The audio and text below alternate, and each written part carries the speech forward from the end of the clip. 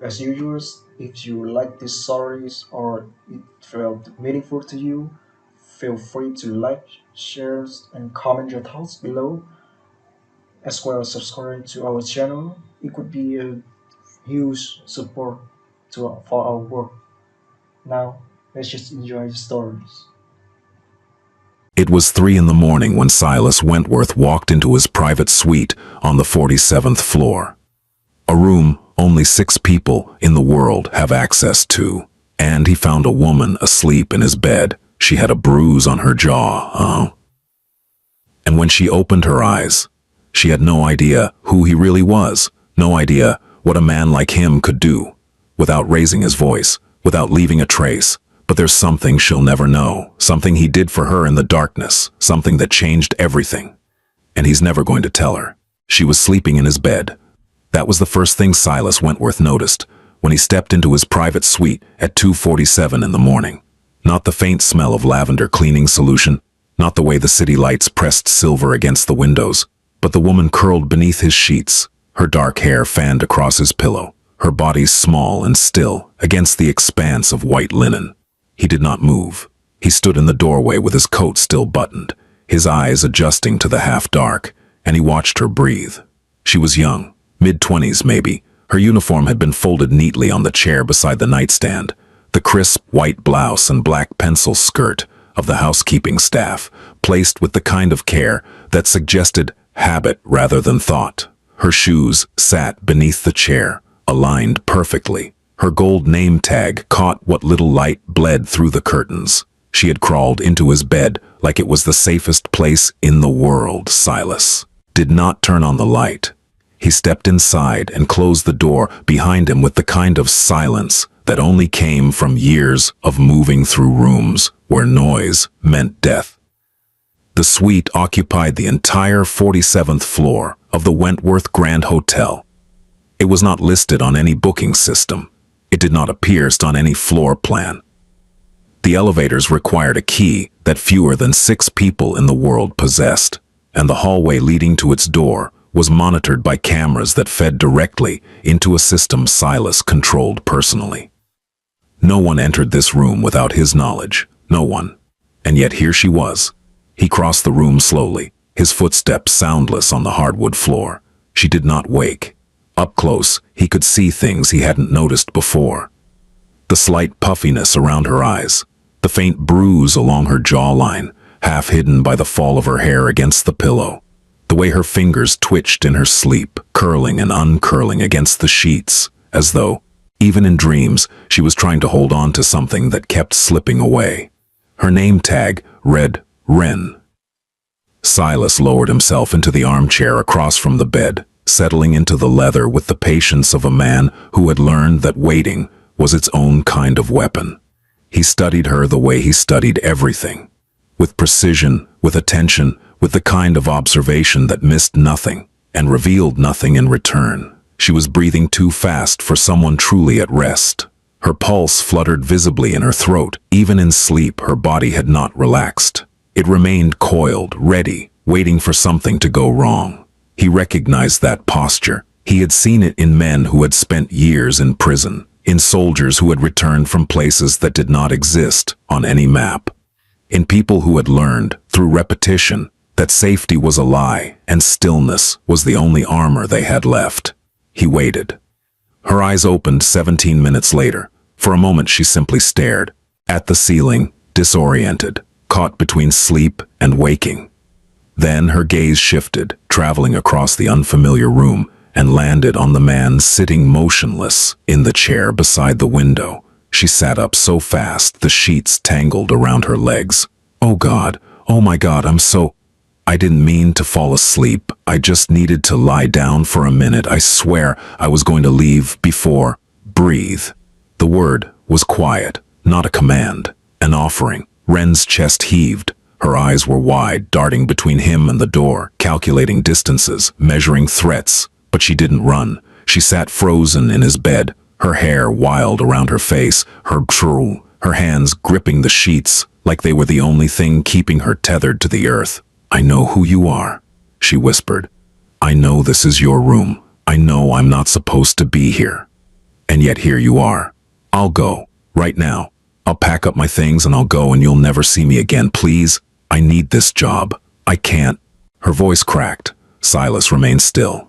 How did you get in? The question seemed to catch her off guard. She had been bracing for anger, for threats, for the kind of cold dismissal that powerful men dealt out like loose change. A simple question, asked without heat, without judgment, was not what she had expected. The service corridor, she said. Behind the east stairwell. There's a panel that's supposed to be sealed, but the lock's been broken for months.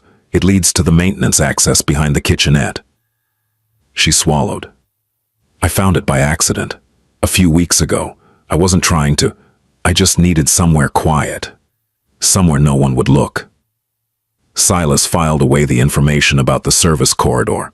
Someone would answer for that oversight tomorrow, but his expression remained unchanged. Are you all right? The question hung in the air between them. Ren blinked. What? You've been crying for several hours by the look of it, the bruise on your jaw is fresh within the last few hours. You didn't have it when you started your shift tonight. He paused. So I'm asking, are you all right? She stared at him like he had spoken in a language she didn't recognize. You noticed me before tonight? I notice everyone who works in my hotel. It was the truth. Silas made it his business to know the faces of every employee, from the executive managers to the night cleaning crew. Knowledge was control. Control was power. And power, in his world, was the only thing that kept you alive. But he did not tell her that. He simply watched as her hand rose, almost involuntarily, to touch the bruise she had tried so hard to hide. I'm fine, she said. That's not what I asked. I just... She exhaled, a shaky sound. It's been a long night. I can see that. He leaned forward slightly, resting his elbows on his knees. Do you need help? The question landed like a stone dropped into still water. Ripples spread across her face. Confusion, suspicion, something that might have been hope before she locked it away. Help with what? With whatever put that bruise on your face. With whatever made you climb 47 floors through a service corridor to sleep in a stranger's bed because you had nowhere else to go. Ren's jaw tightened. It's nothing. It's not nothing. I fell in the stairwell. I was tired and I wasn't paying attention and...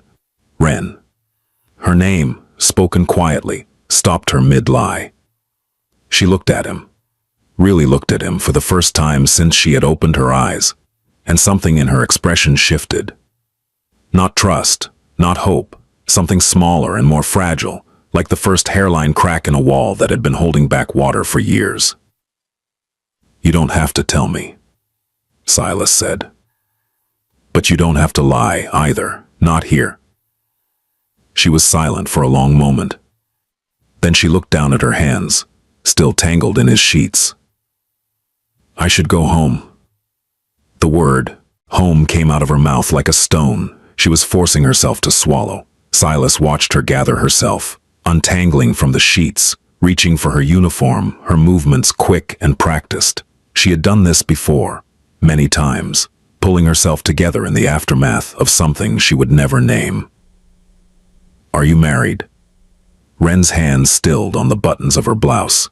She didn't turn around. She stood there with her back to him, her spine rigid, her fingers frozen in place. Yes, the word was barely audible. Does your husband know where you are? A long pause.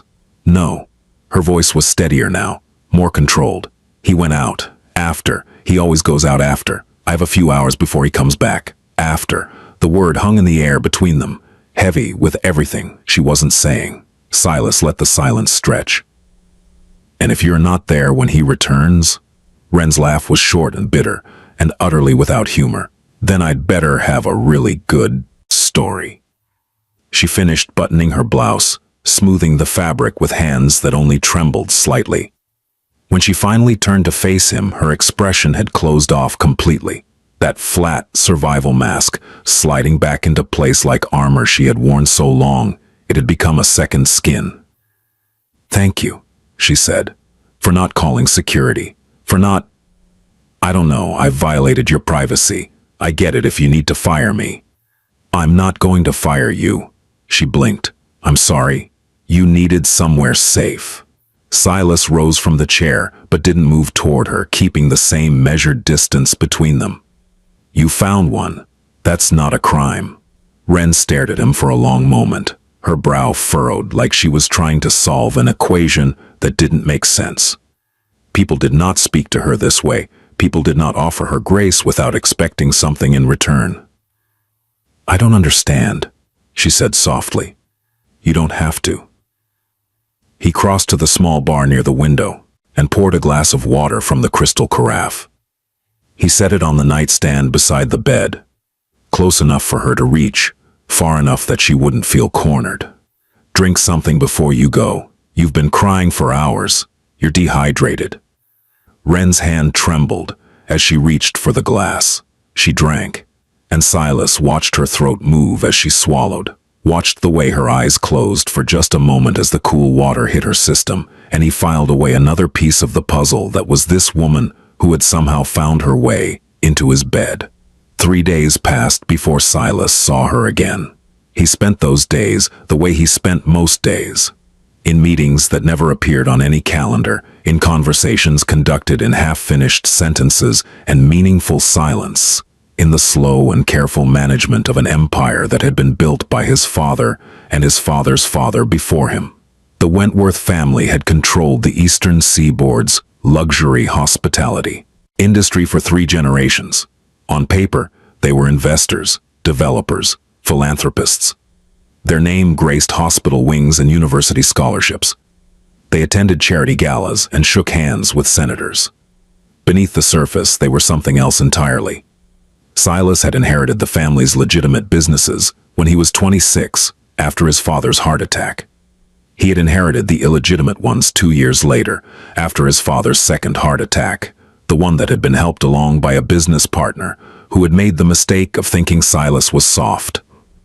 That partner was no longer in business. Silas did not think of himself as a good man. He did not think of himself as a bad one either. He thought of himself as a man who understood the way the world actually worked. The levers of power, the currencies of fear and obligation, the invisible systems that determined who rose and who fell. He had spent his entire adult life learning to manipulate those systems, and now, for reasons he did not fully understand, he found himself thinking about a woman who had slept in his bed. He pulled her personnel file on the second day. Wren Calloway, 24 years old, hired 18 months ago as a junior housekeeper, promoted to senior staff within 8 months. An unusually fast advancement. Performance reviews were uniformly excellent, attentive to detail, professional demeanor, never complains, never calls in sick. Her emergency contact was listed as Garrett Calloway, husband, same address in a modest apartment complex in Queens. Silas requested a background check on Garrett Calloway. The results came back within 6 hours. Garrett Calloway was 31 years old. He worked as a senior sales representative for a pharmaceutical distribution company, a legitimate one, as far as Silas's people could tell. He had a bachelor's degree in business from a mid-tier state school. He drove a late-model BMW that was leased, not owned. He had a gym membership he used 4 times a week. He had a credit card balance that hovered near the limit and a savings account that rarely exceeded $3,000. On paper, he was aggressively ordinary. But paper only told part of the story. There were no police reports filed against him, no restraining orders, no documented history of violence. There were, however, 3 women who had dated him before Wren, women whose names appeared in the corners of old social media posts, in the backgrounds of photos that had since been deleted. Silas's people tracked them down, one by one. 2 refused to speak. The third, a woman named Emmeline, who had moved to Oregon and changed her last name, agreed to a phone call, but only after being assured that Garrett would never know. She talked for 45 minutes. When the call ended, Silas sat alone in his office for a long time, staring at the city lights through his window, his hands folded in his lap, his expression utterly still. He found Wren again on the 3rd night. Not in his suite this time. She was too smart to return to the same hiding place twice. Instead, she was in the basement service corridor, sitting on an overturned supply crate in a corner where the security cameras couldn't reach, her knees drawn up, her face buried in her arms. She wasn't crying. She was simply sitting there, breathing, existing in the only space where no one could see her. Silas watched her from the shadows for a long moment before he stepped into the light. You found the blind spot. Wren's head snapped up.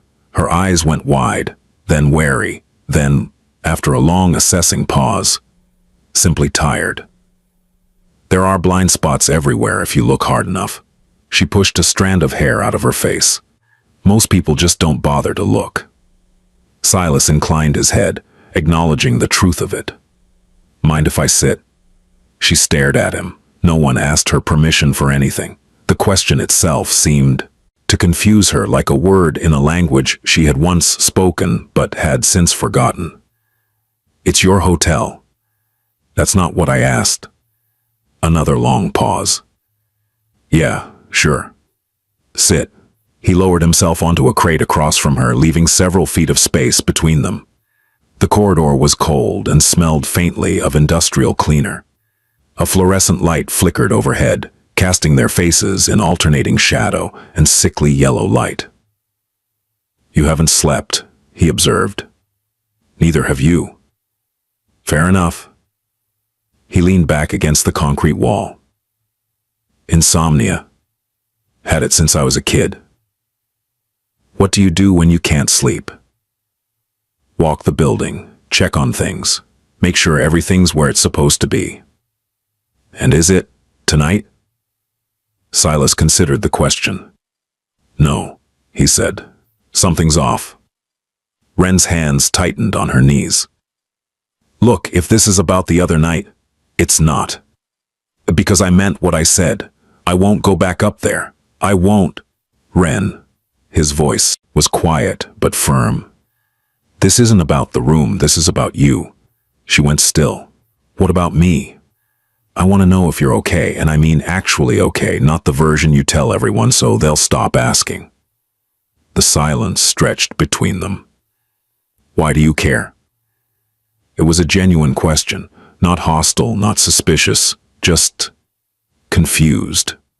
Like she genuinely couldn't understand why a man like him would waste his time on a woman like her.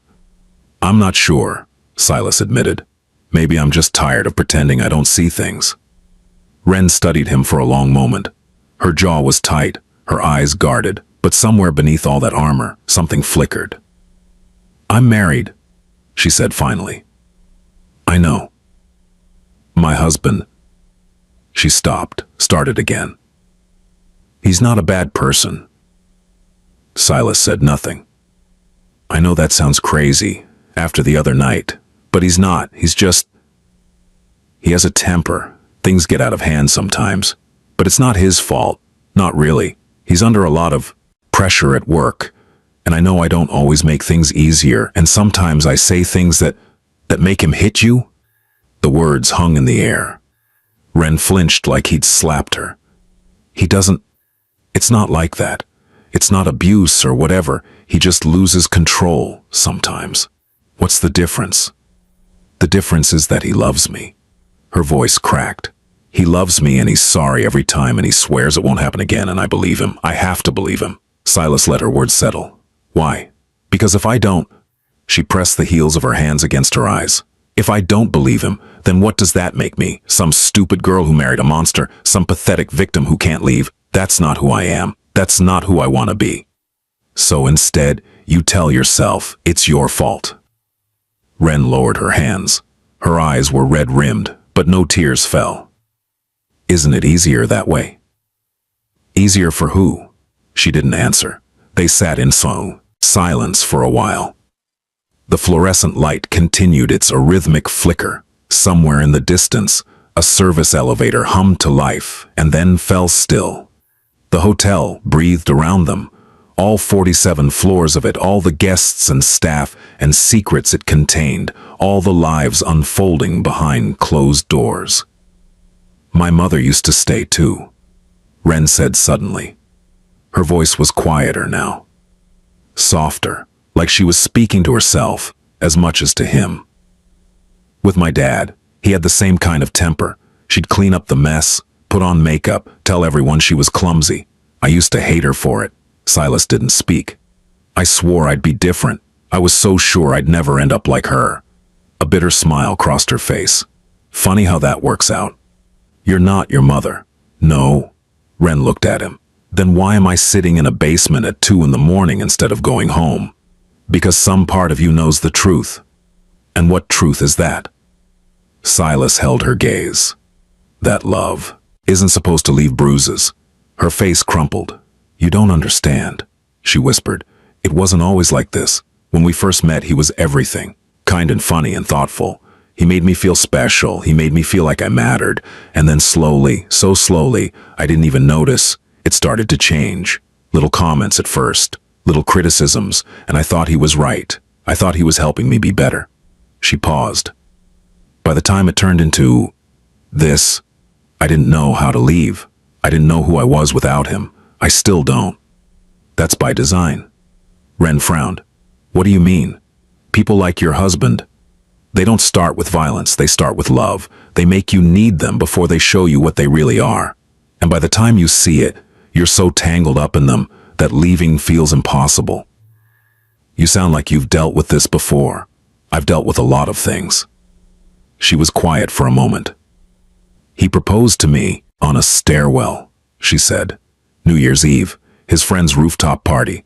The elevator was broken, so we had to walk up 12 flights.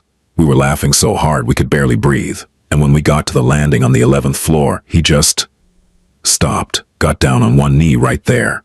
The fireworks started going off outside, and he looked up at me and said I was the most beautiful thing he'd ever seen. Her voice broke.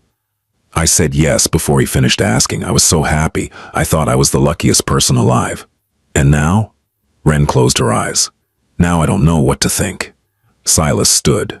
The employee break room on the 12th floor, he said. It's supposed to be locked between midnight and 6, but the lock's been broken for a few weeks. Security cameras rotate every 20 minutes. There's a gap between 1:15 and 1:20. Room's got a couch, not the most comfortable, but it's quiet. Ren looked up at him, confusion flickering across her face. Why are you telling me this? Silas considered the question. Because everyone deserves a place where they can breathe, he said, even if it's only for a few minutes. He turned and walked away, his footsteps echoing softly down the empty corridor. Behind him, Ren remained on her crate, watching him go, her expression caught somewhere between confusion and something that might, in another life, have been the beginning of hope. Over the following weeks, Silas Wentworth set about dismantling Garrett Calloway. He did not do it quickly. Quickness would have been satisfying, but it would not have been effective. Quick destruction was visible. It left fingerprints. It created martyrs and victims, narrative valves that could be spun and reframed. Silas preferred the slow approach. He preferred to remove the ground from beneath a man's feet 1 inch at a time, so gradually that the man didn't realize he was sinking until the water was already over his head. The first piece was financial. Garrett's job at the pharmaceutical distribution company was decent. Not great, but decent. It paid well enough to maintain the BMW and the expensive gym membership, and the carefully curated image of success that Garrett wore like a second skin. But the job depended on relationships. Garrett sold to hospitals, clinics, independent practices. He worked on commission. His income fluctuated based on how many contracts he could close each quarter, and those contracts depended entirely on his ability to charm the right people at the right time. It was remarkable, Silas thought, how easily a charming man would become an uncomfortable one. A word here, a rumor there, a suggestion dropped casually into the right conversation that Garrett Calloway might not be entirely trustworthy, that his numbers didn't quite add up, that someone had heard some things about how he treated his wife. Nothing specific, nothing actionable, just enough to make people hesitate. Within a month, Garrett's closing rate had dropped by 30%. Within 2 months, his manager had called him in for a performance review that was really a warning. Garrett came home from that meeting and put his fist through the bathroom door. Ren told her coworker she had tripped on a rug. The second piece was social.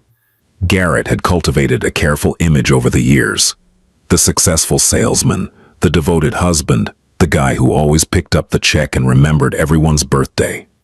He had friends from college, friends from work, friends from the gym. He was the kind of man other men wanted to grab a beer with, the kind of man women found charming and safe. Silas understood, perhaps better than anyone, how much work went into maintaining that kind of image. And he understood how fragile it was. The rumors began small. Someone mentioned to someone else that Garrett had gotten a little too aggressive with a bartender at happy hour. Someone else mentioned that his wife always seemed nervous when he was around. Had anyone noticed that? A third person recalled an incident at a party, something they hadn't thought much of at the time, but now that they were thinking about it, none of it was concrete. All of it was damning. Garrett's friends began to pull back. Not overtly. They still answered his texts, still showed up occasionally. But the invitations came less frequently. The conversations grew shorter. The warmth that had always surrounded him began to cool, degree by imperceptible degree. He noticed. Of course he noticed. He came home from a canceled golf outing and accused Wren of spreading lies about him. She swore she hadn't. She swore she hadn't told anyone anything. He didn't believe her. The bruise she wore to work the next day was on her ribs, where no one could see. The third piece was the most delicate. Silas had learned, through his network of informants and investigators, that Garrett's company was under federal scrutiny for pricing. Irregularities. It was minor. The kind of thing that happened in the pharmaceutical industry all the time. The kind of thing that usually resulted in a fine and a promise to do better. But federal investigations could be expanded. They could be redirected. They could be focused, with the right pressure in the right places, on specific individuals who might have cut corners or looked the other way. Silas made some calls. He spoke to people who owed him favors, people in agencies and offices, people who understood that information was currency and cooperation was survival. He did not ask for anything illegal. He simply suggested that Garrett Calloway's expense reports deserved a closer look, that his travel records might reveal some inconsistencies, that his relationships with certain clients might be worth examining. The investigation began quietly. Garrett didn't know yet, but he would. Through all of this, Silas continued to encounter Wren, not intentionally, or at least, not explicitly. But the hotel was his domain, and he moved through it constantly, and she was always there, folding towels or restocking supply closets or moving through the halls with her head down and her shoulders tight. She looked tired. She always looked tired now. But there were moments, brief, fragile moments, when something else broke through. When she would pause in her work and stare out a window at the city, her expression softening into something that looked almost like longing. When she would laugh at something a coworker said, a real laugh, genuine and bright, and then catch herself and let the mask slide back into place. Silas watched these moments from a distance. He said nothing. He asked nothing. He simply made sure that the break room on the 12th floor remained accessible. That the schedule allowed Wren to take her breaks without interruption. That no one asked too many questions about the nights when she clocked out late and clocked in early. It was not enough. He knew it was not enough, but it was what he could offer without pushing her further into the arms of the man who was hurting her. One night, he found her on the service stairwell between the 8th and 9th floors. She was sitting on the steps with her back against the wall, her phone in her hands, tears streaming silently down her face. Silas hesitated. He had learned over the years that there were moments when presence was a gift and moments when it was an intrusion. He had learned to read the difference in the set of someone's shoulders, the angle of their head, the quality of their silence. Wren's silence was the kind that wanted to be alone. He turned to go.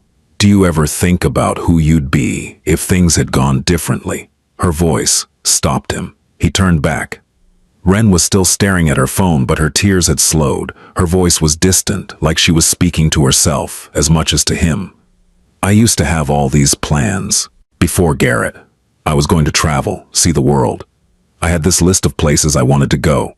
Tokyo, Paris, Barcelona. I was saving money from every paycheck. I had a jar in my closet with little slips of paper, each one with a city written on it. I was going to pull one out at random and just go. She paused. Garrett found the jar a few months after we got married. He thought it was stupid, said we had responsibilities now, adult things to worry about. He threw the jar away. Silas lowered himself onto the step below her, keeping a careful distance. What happened to the money? Joint account. Ren smiled, but there was no humor in it. For emergencies, he said. We needed to be practical. And you agreed. I wanted to make him happy. I wanted to be a good wife. She shook her head. That's all I ever wanted. To be good enough.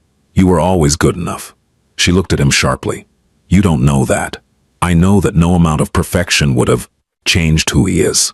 I know that the goalposts moved every time you thought you'd figured out the rules. I know that nothing you could have done differently would have made him treat you with the respect you deserve. Ren's face crumpled. Then why does it feel like my fault? Because he taught you to believe it was. Because that's how control works. It rewrites reality until you can't remember what was true before. She was quiet for a long moment. I keep thinking about leaving, she whispered. Every night when I can't sleep. I lie there, and I imagine packing a bag, walking out the door, never looking back. But every time I try to actually do it, I freeze. It's like there's a wall in my head, like something pulls me back. That's normal. She looked at him sharply. Normal? Leaving someone like Garrett is one of the hardest things a person can do. The psychological bonds are complicated. The fear is real. The practical obstacles are overwhelming. It doesn't make you weak that you haven't left. It makes you human. My mother never left.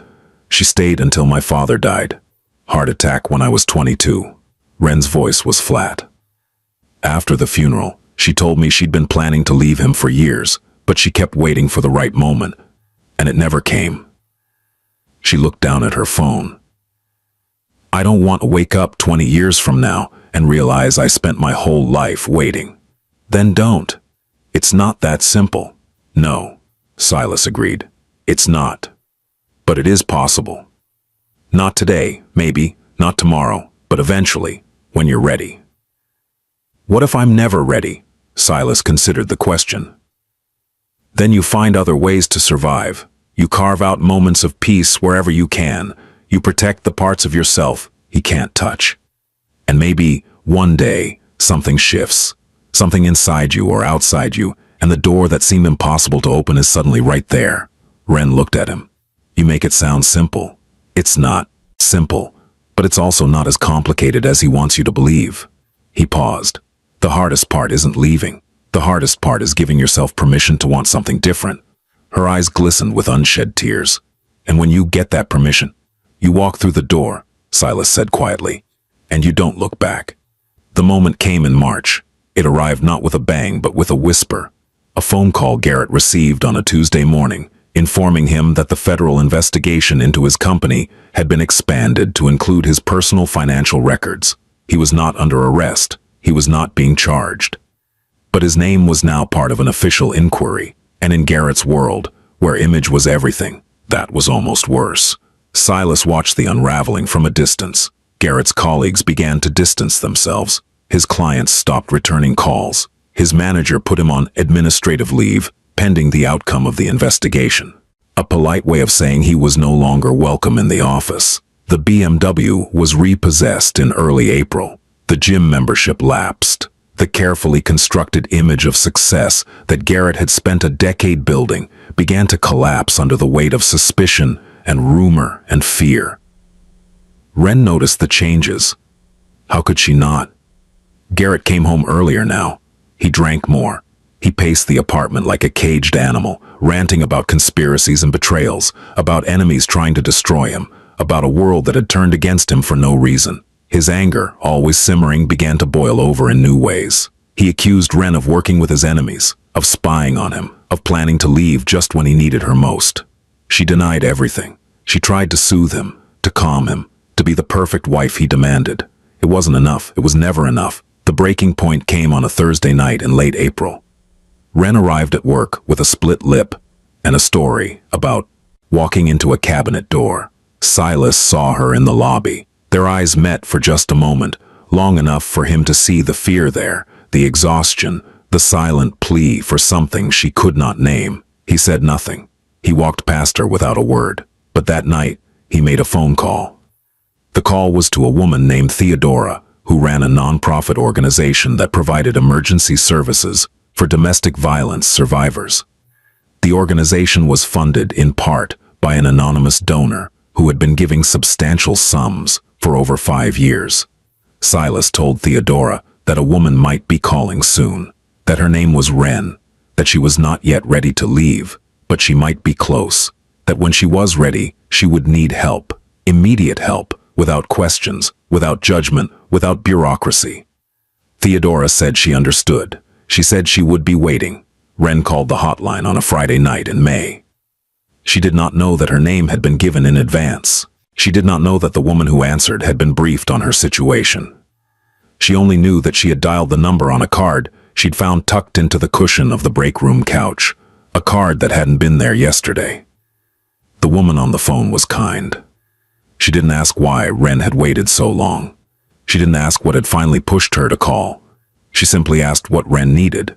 And when Wren said, "I don't know, I just can't do this anymore," the woman said, "That's enough. That's all you need to know right now. We'll figure out the rest together."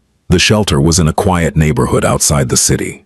It looked like an ordinary house, a little worn, a little cramped, but clean and warm and full of the smell of something cooking in the kitchen. Wren arrived with a single bag and the clothes on her back. She slept for 14 hours the first night. When she woke up, she found a cup of tea on the nightstand and a note that said, "Take your time. There's no rush here." She didn't return to the hotel. She called her supervisor and resigned, apologizing for the short notice, offering to forfeit her final paycheck. The supervisor, a woman named Margaret, who had worked at the Wentworth Grand for 20 years, told her not to be ridiculous. She told Wren that her final check would be mailed to whatever address she provided. She told her that if she ever needed a reference, she had one.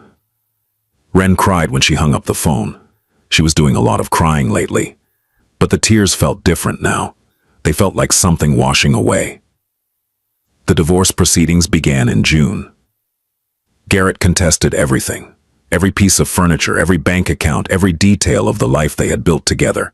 But Garrett was also drowning. The federal investigation had expanded again. His former employer had quietly settled with the government, but Garrett's personal liability remained unresolved. His lawyers were expensive. His options were limited. His rage, which had always been turned inward toward Wren, was now turned outward, toward a world that refused to give him what he believed he deserved. He hired a cheap attorney who filed objection after objection. Wren's attorney, provided pro bono through the shelter's legal aid program, was patient, methodical, thorough. By September, it was over. Wren walked out of the courthouse with nothing but her freedom and a piece of paper that said she was no longer bound to the man who had hurt her. It was the only piece of paper that had ever mattered. Wren moved to a small town in upstate New York. She found a job at a bed and breakfast. A tiny place, nothing like the Wentworth Grand, but clean and quiet, and hers. She learned to bake bread from the owner, an elderly woman named Astrid, who asked no questions and offered endless cups of coffee. She got a library card. She adopted a cat, a gray tabby she named Phantom, because of the way he appeared silently at her feet whenever she was sad. She started writing in a journal, just a few lines at first, then pages, then notebooks full of thoughts she had never allowed herself to think. Feelings she had never allowed herself to feel. She was learning slowly how to be a person again. One evening in late October, she received a letter. There was no return address, no signature, just a single sheet of paper with a few words typed in plain black ink. The break room on the 12th floor has been officially closed for renovation. The couch has been moved to the employee lounge on the 3rd floor. The coffee machine there is new. Someone said it makes excellent espresso. Wren stared at the letter for a long time. She thought about the man who had found her sleeping in his bed, who had told her about blind spots and broken locks and rooms where she could breathe, who had spoken to her like she was a person when she had forgotten that she was one. She thought about all the small things that had seemed to shift around her in those final months. Schedule changes that gave her time to rest, the card tucked into the couch cushion, the way certain problems seemed to resolve themselves without explanation. She had never asked him for help, he had never offered, but somehow, in the spaces between words, something had passed between them. She folded the letter carefully and tucked it into her journal. Then she put on her coat and went for a walk in the autumn air. Silas Wentworth stood at the window of his office on the 47th floor, watching the city lights flicker below. It was late, past midnight. The hotel was quiet, the halls empty, the world outside reduced to a constellation of windows and headlights, and the distant hum of a city that never truly slept. On his desk there was a report. It detailed the final resolution of Garrett Calloway's legal troubles, a plea agreement, a fine, a suspended sentence that would keep him out of prison but destroy any chance he had of rebuilding his career. The report noted that Garrett had moved to Florida, that he was working as a used car salesman, that his credit score was in ruins, and his social circle had evaporated, and he was, by all accounts, a man who had lost everything except the person responsible for his own destruction. Silas did not feel satisfaction. He did not feel triumph. He felt only a quiet sense of completion, the same feeling he had when a complicated equation finally resolved, when the last piece of a puzzle slid into place. He thought about Ren sometimes, not often, not obsessively, just occasionally, in the quiet hours of the night, when the weight of his empire pressed heavy on his shoulders, and he found himself wondering what it would be like to live a different kind of life. He had received word, through channels that didn't officially exist, that she was doing well, that she had found work, found stability, found something like peace. That was enough. That was more than enough. He had not helped her for gratitude or recognition. He had helped her because she had needed help, and he had been in a position to provide it. And sometimes, that was the only reason required. He turned from the window and crossed to his desk. There was work to be done. There was always work to be done. But before he sat down, he paused for a moment, his hand resting on the back of his chair, his eyes distant with thought. Everyone deserves a place where they can breathe. He had said that to her once in a cold basement corridor, when neither of them knew what would come next. He still believed it. Perhaps more than anything else he believed. He sat down, opened his laptop, and began to work. Outside the city glittered on, and somewhere, in a small town hundreds of miles away, a woman with a gray cat and a library card and a journal full of secrets looked out her window at the same stars and breathed.